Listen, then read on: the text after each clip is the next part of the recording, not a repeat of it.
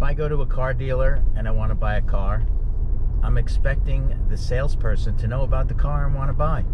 If I ask them details about the car, they should know the answer. You walk into a real estate office and you ask agents about the house, they know how to sell it, they know what the price is, but they don't really know much, like about roofs. They don't know about basements. They don't know about boilers, water tanks. No idea. No idea what kind of shingles are on the house. None. That's why I like to teach the construction class at Westchester Community College. I'm trying to educate agents on the product that they're selling. If they don't know what they're selling, then if somebody asks you a question and you have to constantly say, I don't know, we'll have to ask the home inspector, I don't know, we'll have to ask somebody else, I don't know. I don't expect them to know everything, but I would imagine if somebody asks you a simple question like what kind of heat is in this house, you should be able to at least identify it.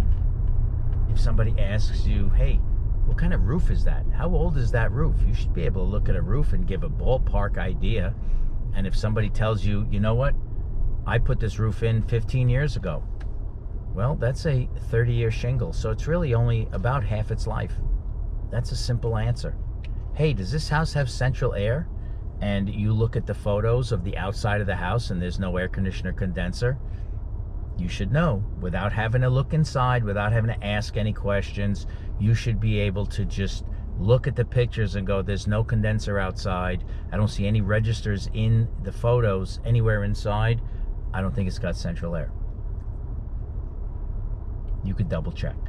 But it's a good answer. You should be able to identify certain things.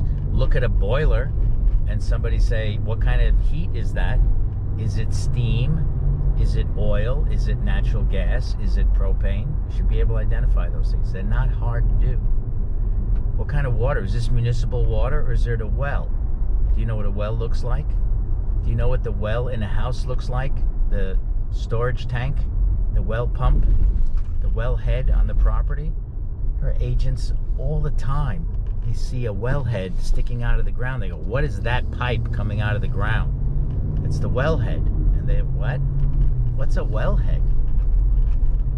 I don't know. Just to me, those are simple things. Simple things, mainly because I started out my career as a general contractor, so I know so much about the inside of a house, but it made it so much easier for me when I was learning about real estate to tie the house, the condition of the house, the products that were used. It was so much easier to relate to my buyers. I don't know. Seemed like a good thing to me. Worked well for me. Showing people like, hey, I would buy this house. Why would you buy the house? Well, it's got a couple of minor issues with it. I could put a price tag on all those minor issues. And they go, how do you know how to put a price tag on it? Well, I'm a contractor. I know how to do that stuff. I can fix just about anything in any house. That made sales a lot easier for me. I wrote about it in my book, Balancing Act.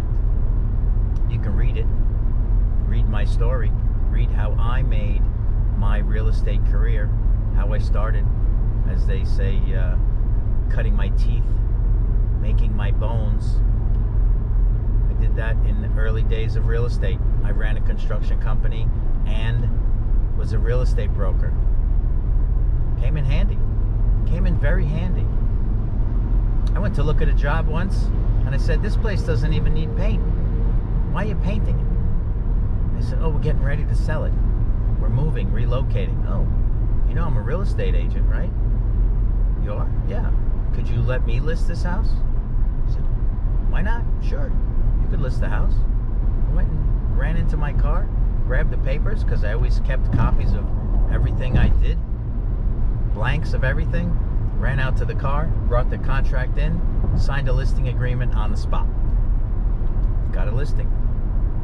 It works. Does it work for everybody? No. You might be a little bashful. Just say, you know what, I don't know if I could say that kind of stuff. Okay, then don't. And see what happens. You might get lucky. Somebody might just bump into you in the supermarket and say, hey, you wouldn't happen to be a realtor, would you? Because I'm looking to sell my house. Could that happen? Absolutely it could happen. Is it likely to happen? Probably not. But if you start the conversations and you engage in the conversation and you bring it up, you're far more likely to land a real estate transaction by bringing it up rather than waiting for somebody to bring it up to you. It could happen. Thinking, could somebody walk up to me and go, hey, are you a broker? Now today, do I look like a broker? I'm in camo. I'm going to teach a class, but it's a 6-hour-long class. We've met together several times. It's Saturday before Easter. I chose not to put a suit on today. But if I did meet them for the first time, I usually go in broker mode. Broker mode is I put a suit and tie on, not always a suit, but I have a suit on, nice shirt, I look professional. I want to impress upon the agents that first impression. You know, people look at you, they see how you're dressed, and they make snap decisions about you just from how you approach them and how you're dressed. Is it nice? Not nice at all. Does it happen?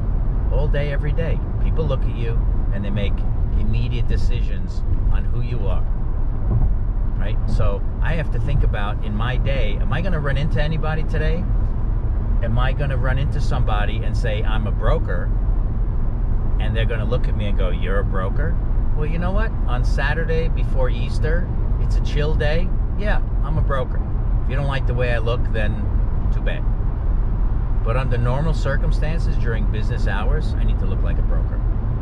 You're a real estate agent during business hours, during the week when you're meeting clients, you're going to open houses with clients, you're even going to preview homes, you better look like an agent. You better look professional, dress professionally, so that when people do approach you, they're not looking you up and down and going, look at this guy in his camo. I don't know if I want to work with that guy. At some point, you have to decide, am I going to make a career out of this, or am I going to dabble? If you want to make a career out of it, you need to act like a professional all the time, or as often as possible. Are you entitled to a down day? Absolutely. Did I work already straight for the last 2 weeks, teaching on Saturdays, teaching on Sundays? I did. 2 weeks in a row straight, haven't had a day off. But that's okay. I'm highly motivated, and I love doing what I do. It's not a job anymore. It's not a job for me. Standing up in front of an audience, class, large class, for 6 hours lecturing. I mean, we do take a couple of breaks, but lecturing for 6 hours, talking about real estate topics, I love doing that. So it's not a job. Some people every Sunday night, they go, oh my God, I don't want to go to work tomorrow. Oh my God, what do I got to do? This is awful. How many more years left do I have till I can finally retire? You're not in a job of your dreams. Because if you were, retirement's not an option. I don't want to. Why would I want to stop doing something that I love doing? If what you love doing is sitting on a couch and watching television, then you can retire. You got a goal. I don't see that as much of a goal. I see that as waiting to die. I know I'm rambling today, but you know what? Don't watch. I like what I do. It's not about selling real estate that I want to. It's not about this real estate sale. It's more about engaging with people, having conversations, meeting people all the time. The byproduct of doing a good job is you get a commission check.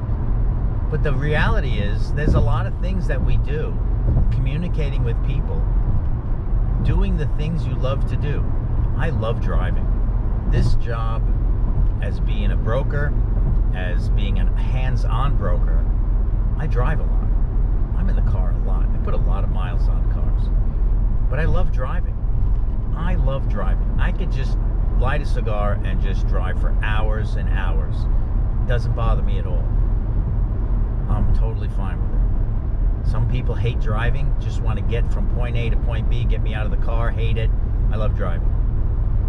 Not everybody does. So this works out. So if somebody says, hey Joe, I need you on a job, can you come and take a look at this house? I'm doing a home inspection tomorrow. Joe, can you come? My homeowner is a little antsy about it. They're not sure, or my buyer is not 100% comfortable. So could you come? Of course. Happy to. Happy to be there. Get in the car, drive over, meet the clients. I think people like that too. People like that they can actually meet the broker, that the broker really cares. I do. Every time somebody's on a listing appointment, they can say, I'm going 77 miles an hour right now, so I'm just making sure I don't have an issue. Anyway, people are more comfortable knowing that there's a broker in the office, so they're not just getting the agent. If there's an issue, they can actually pick up the phone, and I tell every single client, buyer, seller, whomever, if you have any issues, any questions whatsoever, and you just don't think that your agent can solve the problem for you, please feel free to pick up the phone and call me. I am available all the time. My phone's always on. You know what? Some people